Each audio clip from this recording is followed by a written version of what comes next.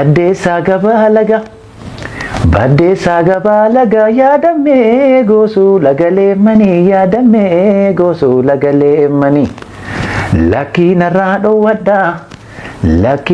dhoowwadhaa dadhabee joortuun tala keessanii dadhabee joortuun tala keessanii gaabii kee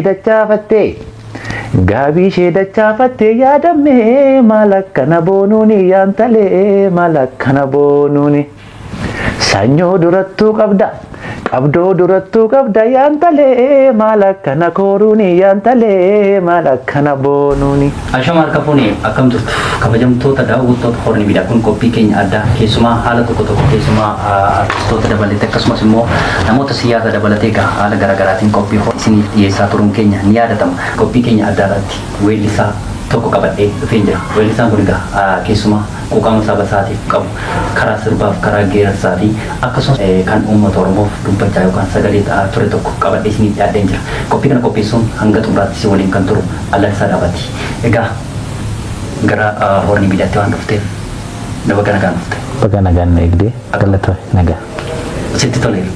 Thank you galatoo affeerraa keessaniif galatoomaa. Marsiin eenyu yookaan eessatti dhalatee guddate?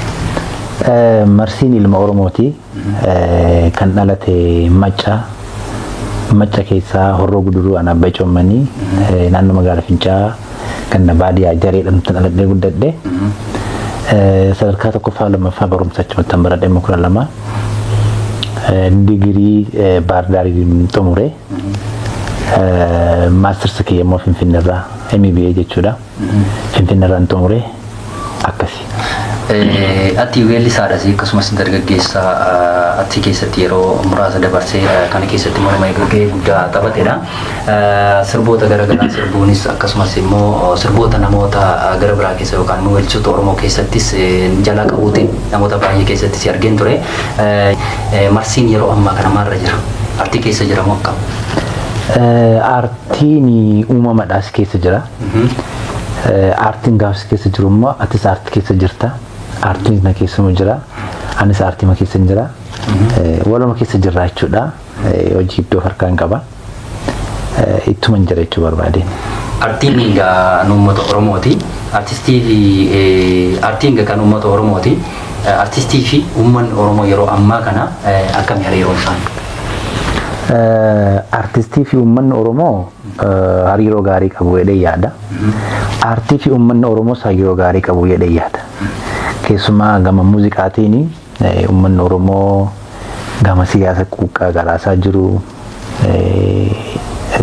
miira isaa gadda isaa gammachuu isaa gungummii isaa fakkeenyaaf baay'inaan gama muuziqaa sirbaatiin dhageessifata uummanni Oromoo. Keessumaa qabsoo Oromoo keessatti muuziqaan gahee guddaa qaba.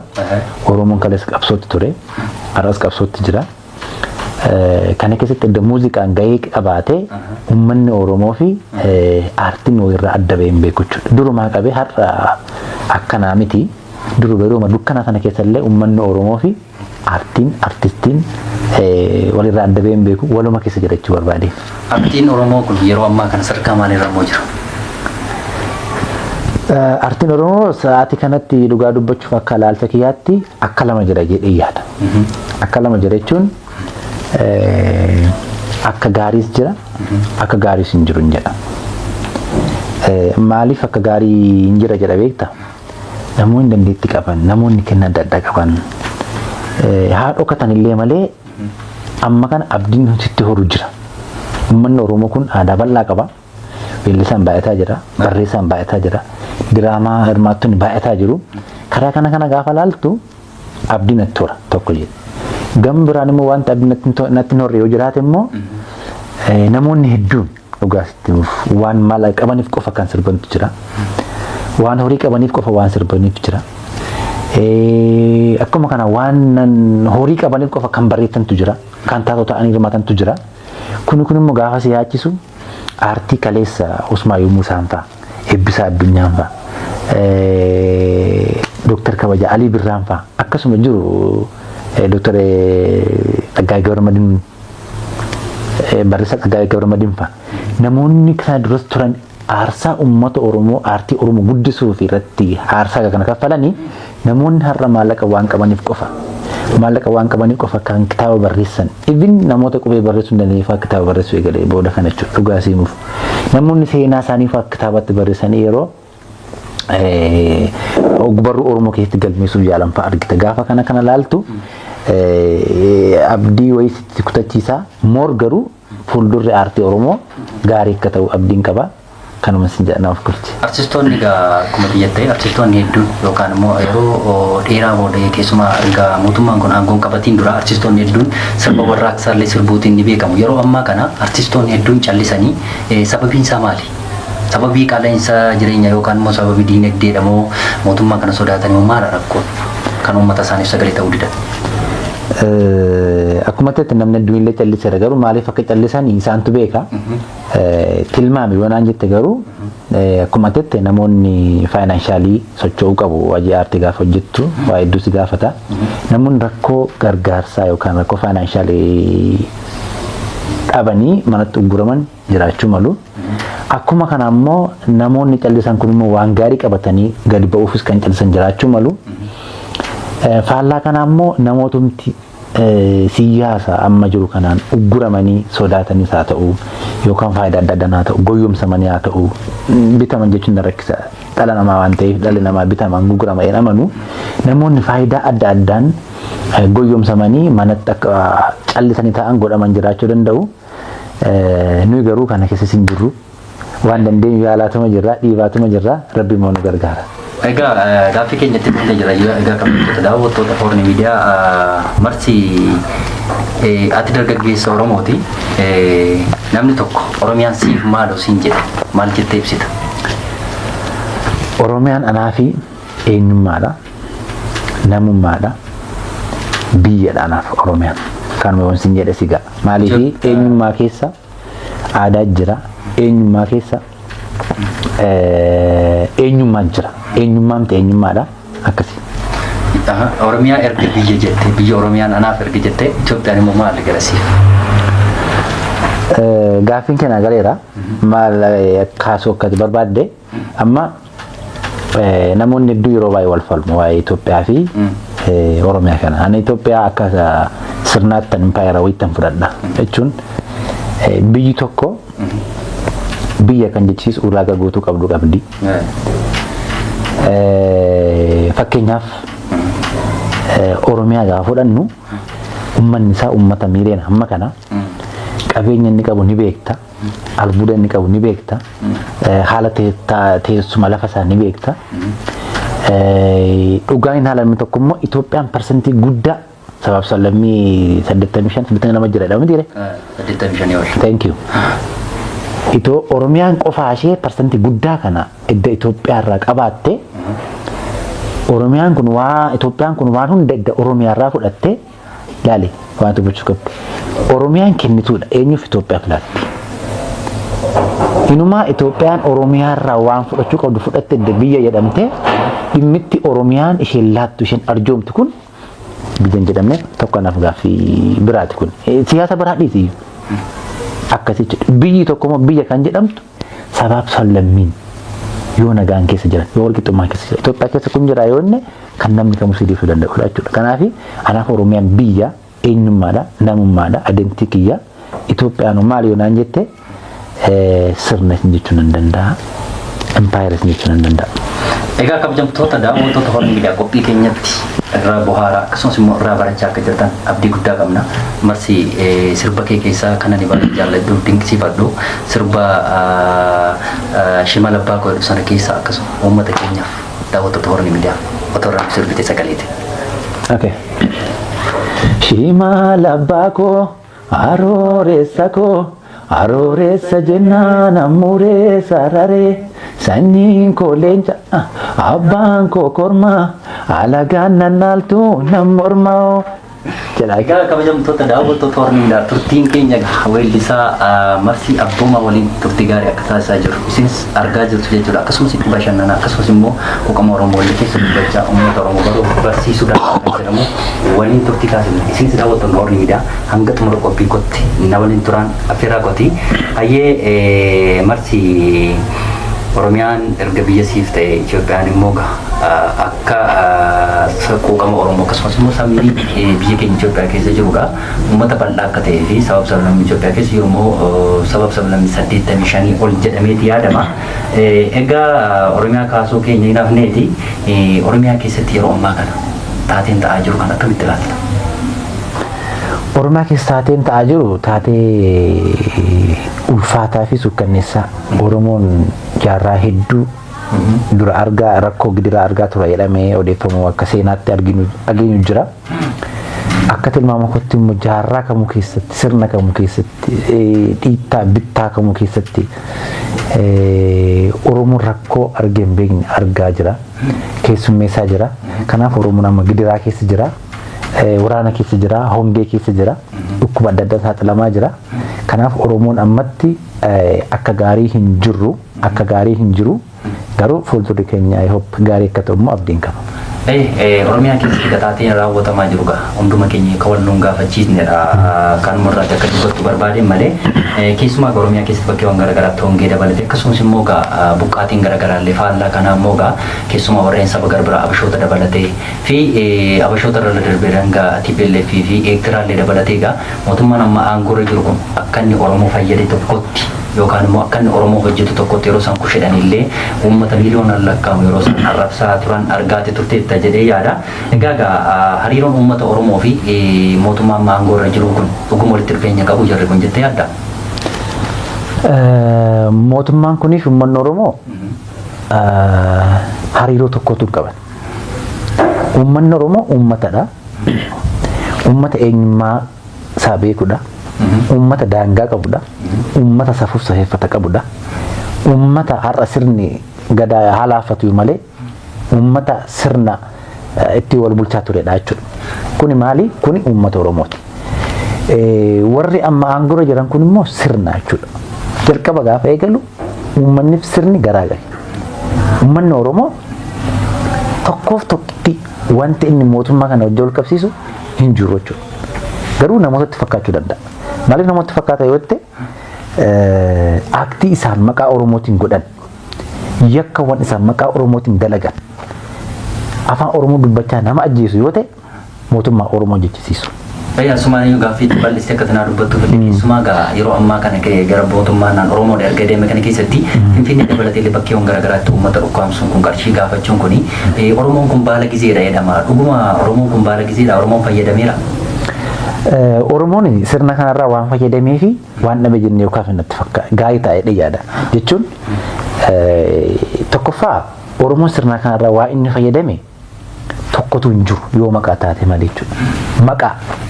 Maqaan kun akkamitti ta'e akkan saleetiin jedhe keessumaa shaggarii Finfinnee keessatti murni wal ijaaree sabaaf sallammii dhiitaa oolu sabaaf sallammiitti qoosaa oolu.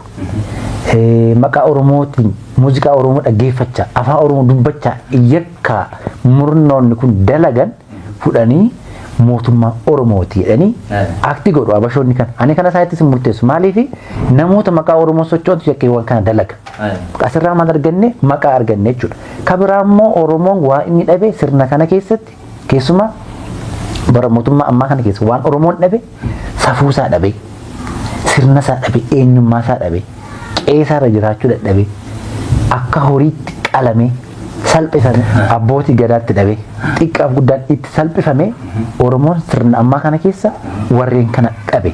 Sigale Oromoon immoo baala gizeedha dhugumaa yoo naan jette immoo amma ni jedhu abashoon Oromoo baala taraan jedhani. Dhugaa simuuf garuu Oromoon sirna kanarra baala taraa ta'uu miti. Haga baala ataraatu waa argatee amanu jechuudha. Hin jiru waan ta'eef jechuudha. Maybe murnaaf ta'ee jira. Garee wal ijaaree ta'eef jira. Kanaatti garuu akka Oromootti yoo yaadde baadiyaa Oromoo yoo deemte rakkoo jira. Magaalotuma Oromiyaa bakka hedduu yoo deemte waraana jira. Beela jira. Buqqaa jira. Mee ilaali Oromoon har'a sirna kamuu keessatti Oromoon akka bara ammaa kana kadhatu ta'e hin beeku. Bakka kamuu yoo deemte Finfinnees yoo deemte Oromoon si kadhattu baay'een karaarraa yoo gaafatte Oromoodha jechuudha. Kun sirna amma jiru kana keessa jechuudha. Kanaaf Oromoon sirna kanarraa waan fayyadamellee hin qabu, hariiroollee hin qabu. Yoo qabate garuu sirni kuniif uummanni Oromoo diina malee firummaa wal faana qabu yaadon. Ilaalchas keessatti keessumaa saba garbiraatu waan kana yeroo baay'ee kan isaan dudubbatanii fi keessumaa warreen faayidaa dhuunfaa isaanii fi ilaalcha garaa isaaniif qaban baay'een isaanii keessumaa akka Finfinnee keessatti akka ilaalcha Finfinnee warreen qaban Finfinnee qofa dikoreeshinii uuman yeroo isaan irra deddeebiin uummata Oromoo gidirsanii fi sababii isaaniitti immoo uummanni yookaan sabni garbiraa yoo isaan uummata Oromoo arrabsaa turan mul'achaa ture jechuudha. Kanaaf egaa Oromoon kun saba garbiraarraa waan fayyadame immoo qaba mootummaa kanarraa jettee immoo yaadda. Sii kaasee inumaa Oromoon saba biraarraa sirna kanaan hedduu miidhame. Fakkeenyaaf amma waraanni akka Oromiyaatti bobbaafame naannoo biraatti bobbaafame hin beeku. Yeroo jalqabaaf Itoophiyaa sirni impaayirri jedhamtu kun dirooniitiin lammii ishee kan rukutte Oromiyaa keessattidha beek. Sabaaf sablammii biraatti hin fakkaatin. Booda kana kan isaan Tigraayitti diroonii fayyadaman. Naannoo ammaatti kan isaan diroonii fayyadaman booda kana malee jalqaba uummanni dirooniitiin tumamaa ba'e uummanni sagalee dhabe gaaraa sagaleen arganne uummata Oromooti. Inummaa sabaaf sablammii biyya sana keessa jiru caalaa kan miidhame uummata Oromooti waan fayyadame illee hin qabu jechuudha. Garuma Oromoo kanatti si deebisa. Tokkummaan uummata Oromoo yeroo ammaa kana maal fakkaata? Dr. Abiy immoo yeroo inni haasaa garaagaraa haasa'u sadarkaa paarlaamaa irratti agaa turteetta jedhee mayyaadha. Yeroo inni Wallagga keessa akkasii fi akkasumas immoo Tuulama keessa akkasidha. Yeroo inni ganda wal qoodaa ture. Yeroo darbe irraa kaasee illee yeroo aangoo qabatee booddee illee Wallagga keessatti yoo ani du'e Jimmaaf Wallaggi illee walii galuu hin danda'u jedhee yeroo inni dubbachaa ture mul'achaa tureera jechuudha. Kan akkamitti ilaalta waan kana? Tokkummaan Oromoo akkuma gaarii jira jedhee yaada. Tarii wantoonni tokko jiraachuu danda'u akka sabaatti wantoonni akka durii Oromoo waliin dirmatu Oromoo hedduu quba waliin qabu maybe rakkoowwan akkasii kaasuu dandeenya garuu tokkummaan Oromoo har'allee baay'ee jabaadha. Oromoon immoo seenaa keessatti dogongore gandaa wal waraanee hin beeku. Dogongore Oromoo seenaa keessatti amantaadhaan wal waraanee hin beeku.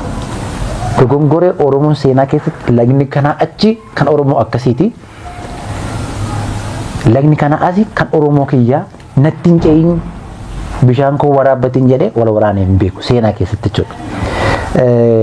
Akkuma xixiqqootti haasaa viidiyoo tokko argee ture darbee waan sana haasaame ture argeera. Namoonni akkasii baaltii jedhamu nu biratti. Oromoo kanatti kan hamatu wal shakkisiisu jechuudha. Kana qofaa miti abbootiin dhaabbileen amantaa akka waliin amanne irratti dalagu. Kun maaliif ta'e yoo ta'e wayyaaneen mallasaatiin hoogganamaa turte qabde. Ifin hadhallee caasaa isaanii jira waan ta'eef tokkochuu nan danda'a. Tooftaa wayyaaneen itti fayyadamte waggaa 27 biyya kana irra teesse bulchite keessaa tokko sabaaf sablammii walitti buusaa turte jechuudha. Sabaaf sablammii walitti buuste warri kun immoo sabaaf sablammii sana keessaa humna guddaa kan qabu Oromoo waan ta'eef Oromoo kana walitti buusanii aangoo dheereffachuu barbaadu. Fakkeenya tokko sii kaasa. Waan isaan godhan jechuudha. 2018 jechuudha. Argiiras waan ta'eefani. Garee wayii ijaaraniitu garee wayii jira. Shaggarii Finfinneetti Oromoon Maccaa as keessa kan jiraanne jedhanii duula wayii banan. Duula kamii banuu nama loqoda Maccaa dubbatu. Yookaan nama Oromoo bakka baatti dhufe loqoda biraa dubbatu akka hidhamu akka ugguramu Ifin hedduu ajjeesaa turan. Kaayichi maali? Akka Oromoon Maccaa Oromoo Tuulamaatu na dhiibee qeesara na buqqisee akka Oromoon jedhee walatti ka'uuf ture. Kan kana gargaaruu eenyu? Oromoo Tuulamaati. Oromoo Tuulamaati. Waan sirriifu jarri kun murnaadha garee wal ijaaree jira. Ajandaa mootummaa irraa fudhate Oromoo gandaa kan qoqqoodu jira jechuudha. Waan sirriifu har'a Tuulama keessa deemte Tuulamni si kana otoo makaana deemne si nyaachise cooma si muree booka si obaase buqurii jedhamu irratti farsoo kana si buuse hin bultaa hin galtaa dheessu si keessummeesse si kabaje si gaggeessa malee Oromoon Tuulamaa dogongoree Oromoo akka isaatu miti. Saba biraa guddifachaa fudhate Oromoo jiraachisaa jirudha jechuudha. Dacheen Tuulamaa namni irra hin deemne hin jiru. Dadhabee deemee beeku. Qabeenya Tuulamaatti namni hin fayyadamne hin jiru. Ani irraan nyaanne ani irraan dhumne hin jiru. Maaliif kan kaasee itti fakkaata? Kaayyoomti mootummaan Oromoo gandaa qoqqooduu haasa'u kun Oromoo wal nyaachisee aangoora turuu barbaada. Inumaa namoonni kana godhan immoo warra mootummaa jala jiran malee Oromoo kamillee akka bakka hin buune asumaan dubbachuun barbaada. Waan si dhugachuudha. Namoonni kun fakkeenyaaf amma kuma lama kudha sana namoonni shaggarii Finfinneetti wantoota akkasii kana dalagan maqaa Oromoo Tuulamaan haasochuudhaan malee Oromoo Tuulamaa har qixxee Oromoo sakaanii gidiraa argaa jira. Waan si dhibu aktii isaan godhan kan bira jireenyi uummanni jiraatu kan bira waan si gaddeessu immoo rakkoo Oromoo Tuulamaa kana kan dubbatu hin jiru. Maaliif yeroo baay'ee mootummaa wajjin wal qabsiisu waan ta'eef kun ilaalcha sirrii natti fakkaata kiyyaatti. Figalee Oromoon Tuulamaa har'allee gidiraa hedduu keessa jira. Namni dubbatuuf hin jiru. Finfinneef shaggarirraan kan hafe qotee bulaatoo deemtee rakkoo adda addaa waraan adda addaa keessatti hongee adda addaa keessatti daangaan isaa cabee kun asitti coobiit shawaa bahaa keessatti. Yaaduma gaarii kaasaa jiru egaa kabajamtoota daawwattoota Oromoo miidiyaa qophii keenyarraa akka barachaa jirtan abdii guddaa qabna. Yeroo ammaa kana egaa Oromiyaa keessa nagaan akka hin jirre beekamaadha. Ka'umsumti nagaa dhabuu Oromiyaa keessatti furmaanumti yookaan immoo Oromoon kun nagaa argachuuf furmaata maal gochuu qabaa fi nagaansa akka deebi'uuf immoo Oromoon maal gochuu qaba bakkuma tokkotti naa deebisi. Nagaan maaliif dhibee kan jetteefi nagaamti dhibnaan nagaan dhibe. Tegalee nagaa waan hin jirreef nagaan dhibe. Oromoon nagaadha gaafa laaltu. Qeen Oromoo dur nagaadha. Saalfii qaba. Oromoo waliif nagaa qaba. Alagaafu nagaadha Oromoon dur. Garuu Oromoo ta'ee qeesaarratti gaafa nagaa dhabu nageenyi biyyarraa bade. Rakkoomti kan ta'e nagaan dhibuu isaati jechuudha. Kuni kana kabara maal jettee Oromoon nageenya isaa deeffachuuf maal gochuu qabaa naan jettee natti fakkaata. Oromoon nageenya isaa duriitti deebi'uuf qeesaatti deebi'uuf nageenya isaa durii deeffachuuf qaama nagaa isa dhoowwate nagaa dhoowwate falmate fincilee nagaa isa dhugaa nagaa isa sirrii isa asitti waa diikoor godhanii isa iddoo biraatti boombii darbatanii isa asitti maal godhanii uummata goyyoomsanii yookaan shawwadanii darbuuf yaalan miti. Nagaa akka Oromiyaatti kabachiifachuu yoo barbaade Oromoon qaama nagaa isa dhoowwate fincilatti kaase diddaatti kaase tokkummaatiin nagaa isaa deeffatan natti fakkaata. As keessatti keessuma Oromiyaa keessa taateen raawwatamaa jiru dubbachuun isaa kan nama qaanessu yaa ta'u malee keessumaa egaa mootummaan nageenya Oromiyaa keessatti nam buusa irra deddeebiin dubbatu si keessumaa immoo wal dhabdeen Oromiyaa keessatti waboo yookaan mooran bilisummaa Oromoo wajjiraan gama mootummaatiin qaama sadaffaalee dabalatanii bakkeewwan garaagaraatti gidduu galiinsi akka raawwatame yookaan Oromiyaa keessatti akka nagaan bu'uun dubbatamaa tureera. Ololli kun akkasuma isaan gidduutti wal dhabdeen haa jiraatu yookaan nu tokkummaa naa dhibuyyuu malee sooshaal miidiyaa kanaan deddeemaa akka turee fi nu illee argaa turreera. Sababii isaan itti Oromoon hundi nagaa dhabee jira yeroo ammaa kana wal waraansa isaan gidduu jiru kanaani Oromiyaa keessatti nageenya akka hin buuneef yookaan immoo uummanni Oromoo nagaa akka hin argannee fi mootummaa kanadha moo warra nagaati jettee moo yaadda yookaan waraana bilisummaa Oromoo jettee yaadda? Waan si kaasu qabu asitti maaltu jira beektaa? Jalqabuma kaasne Oromoon ciisee du'uurra gangalachaa du'uu filateetu kan inni qawwee kaase jechuudha. Rakkoomti biyya sana nagaan dhibuunsaayyuu tokko kanadha jechuudha. Ati inna reebda inna ajjeessa yoo ta'e ani gowwaa miti callisee si jalan ta'u waan an gochuu qabu nan godha jechuudha. Dargaggeessi hidhatee irra bosona inni kun waa inni gochuu danda'u qawwee kaasuudha. Ati immoo gaazexeessaa yoo taate waan ati gochuu dandeessu mirga falmachuuf waan gootu qabda jechuudha. Inni sirbisu immoo akkasuma waan gochuu danda'u godha. Maaltu jira beektaa amma dargaggoonni yookaan waraanni bilisummaa Oromoo boboon nama akka keetii nama akka kiyyaa nama ni yaada. Akkuma kan kee uffata bareedaa uffatee nyaata gaarii nyaatee mana gaarii ho'a keessa ciisuu barbaada. Kana yaadan jettee yaadda namni kamuu hawwa kan nama amma taatetti jechuudha. Jarri kun kana gochuuf fedhii qabu yoo ta'e fedhii qabu. Kaan immoo maatii dhiisee deemee jira. Kaan hojii dhiisee deemee jira. Sigale kaan qabeenya dhiisee deemee jira. Namoota akkasii kana jarri kun nagaan barbaadanii qorruma keessa taa'uu barbaadu. Ajjeesuutu suusiitti ta'ee qawwee barbaachisuutii ta'ee jetta yoo ta'e kun kaalkuleeshinii biraati jechuudha. Maaliif hangana sii kaasee namni gaarummaa jibbee mana keessa taa'u jibbee lolaaf ajjeesuu kan ajjeefamuuf dirreetti ba'u hin jiru. Yoo isa dhumaa ta'e malee kanammoo agarsiisummaan Oromoon qeesaa irra jiraachuu dadhabe. Inumaa akka Oromoon yookaan dargaggoonni Oromoo qawwee kaasan kan godhe kan haala mijeesse dhugaan sitti himani. Mootummaa amma aangoorra jiru qeerraa jiraachisuu dadhabe ani taa'isiin du'u.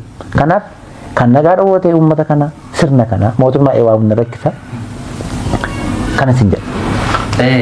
Asuma keessaa ta'uu baay'inii keessumaa gaa Oromoon har'a bakkeewwan garaagaraatti dhiiga akka jiruu fi dhiigni isaallee dhangala'aa jiru dargaggoota dabalatee manguddoota akkasumas harmoolii keenya dabalatee bakkeewwan garaagaraatti keessumaa humnoota biyya Amaaraatiin keessumaa immoo Wallagga keessa asum Salaalees dabalatee Darraa keessatti jechuudha.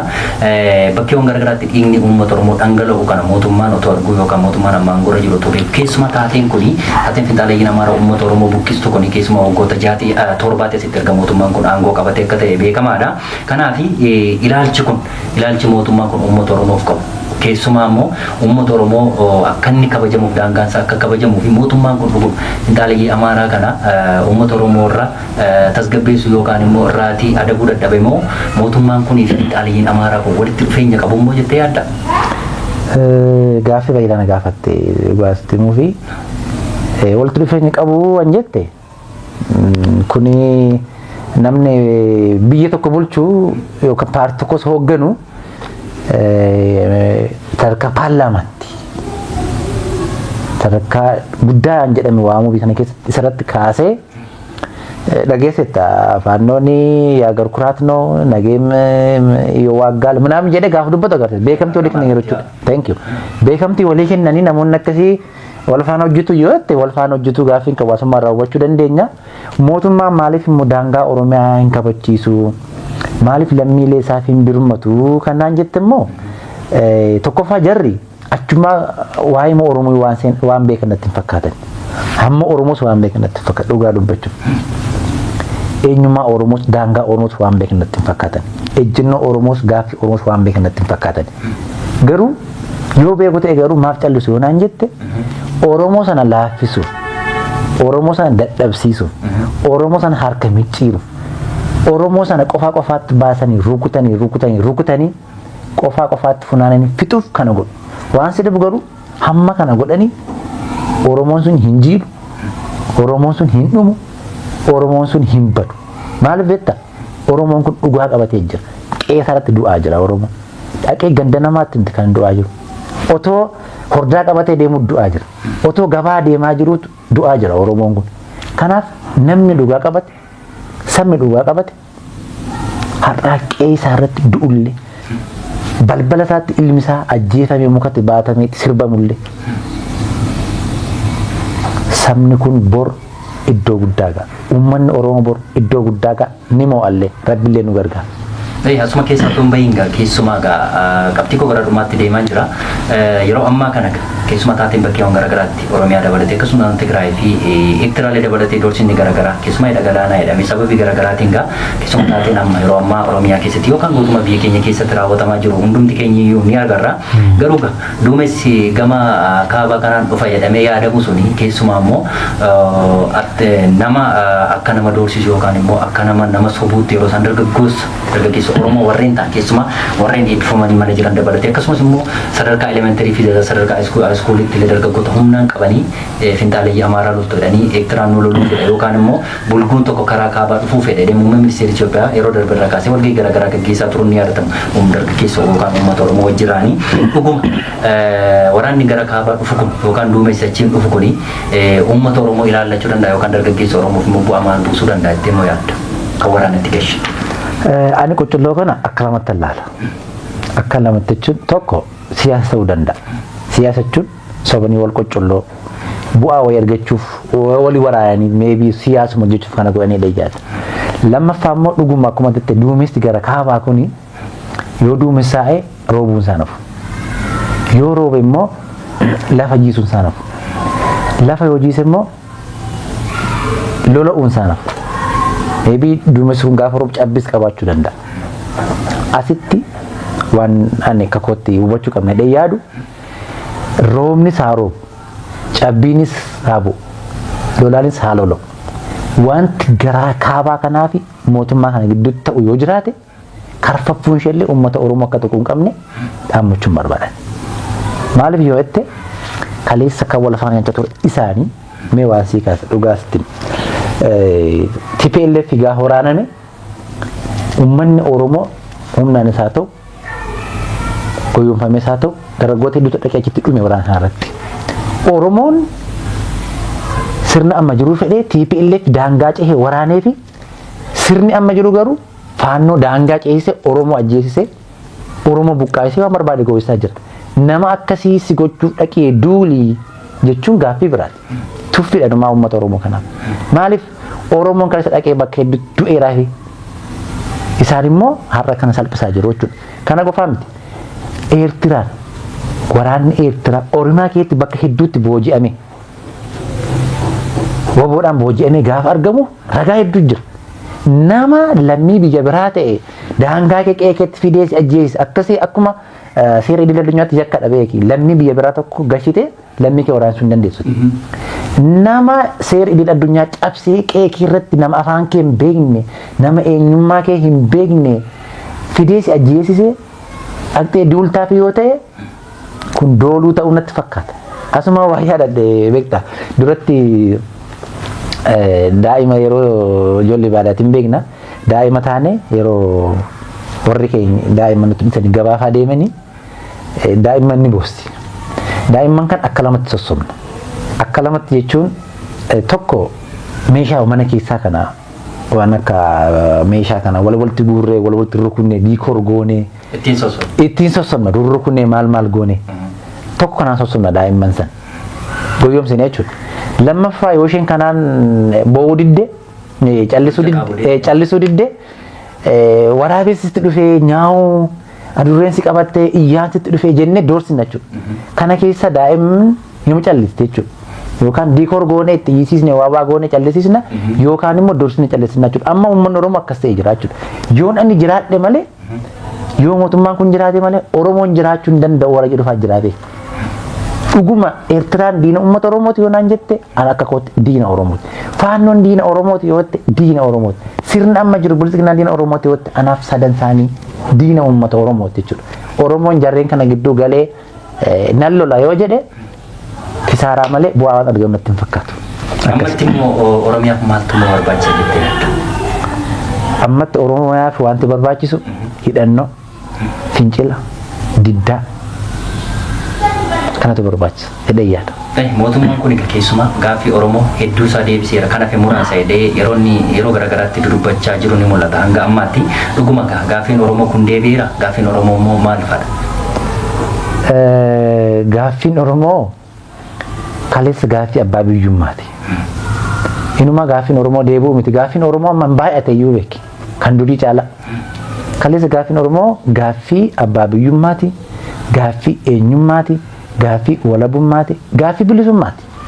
Har'a uummanni Oromoo akka kanan gaafanneef qaala'insa jireenyaatiin uummata sammuu rukutanii hojii manii adda addaatti baay'isanii assaayimentii hedduutiin uummata kan goolanii Oromoon gaaffii eenyummaa isaa dhiise gaaffii abbaa biyyummaa isaa dhiise gaaffii daabboo ka gaafatutti galteessan. Oromoon gaaffii eenyummaa isaa dhiise gaaffii miindaa ka gaafatutti galteessan. Oromoon gaaffii abbaa biyyummaa isaa dhiise gaaffii eenyummaa isaa dhiise gaaffii wanti xiqqoo gaafatutti uummata galteessan. Inuma gaaffiin Oromoo amma baay'ate jechuudha. Kanaaf gaaffii Oromoo deebisnee irraa warra jedhanii jalqabumaa qabanii gaaffii Oromoo hin beekan. Deebisuus immoo hin danda'an jechuudha. Baay'ee gaaffiin Oromoo baay'ee waan waltaawaadha waan deebisuu hin danda'amudha. Garuu jarri deebisuu hin danda'an. Warra beekullee miti gaaffii Oromoo. Kanaaf gaaffiin Oromoo waan deebi'ee kamate. Egaa kabajamtoota daawwattoota Horn Miidiyaa qophii artistii Marsii Abboomaa waliin taasisaa jirru waan irraa barachaa akka jirtan abdii guddaa qaba. Marsii sa'aatiin qabu fayyadamee egaa dhumarratti hireen uummata Oromoo sichi maal ta'a jettee yaada. Asumaan immoo gaaffii xumuraa akkanaaf ta'uu fi Oromoon nagaa fi nageenya isaa gidduu isa walii isatti akka eeggatu gara fuulduraatti illee maal gochuu qaba? Egereen Oromoo yeroo xiqqoof dukkanallee taatu yeroo xiqqoof qaqaweessi hedduun jiraatu yeroo hedduuf qaawwi hedduun jiraatullee egereen Oromoo moo'icha egereen Oromoo walabummaa bilisummaa akka ta'u abdii guddaan qaba. Gaaffiin biraa immoo Oromoon nageenya isaa deeffachuuf maal gochuu qaba akkuma naan jette sila sii kaaseera. Oromoon nageenya isaa deeffachuuf qaama nageenya isaa dhoowwate nagaa dhoowwate fincilee ka'uu qabaan ergaa kooti.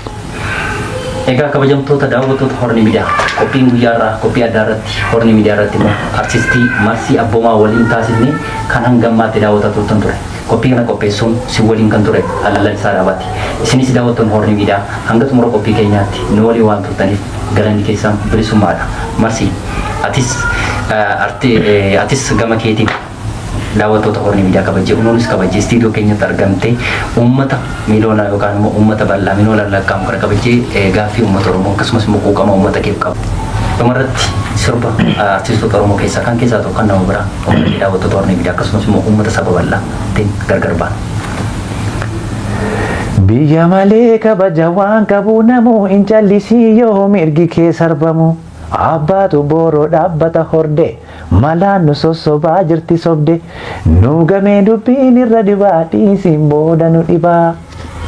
Nagaan nuuf ture. Galatoon.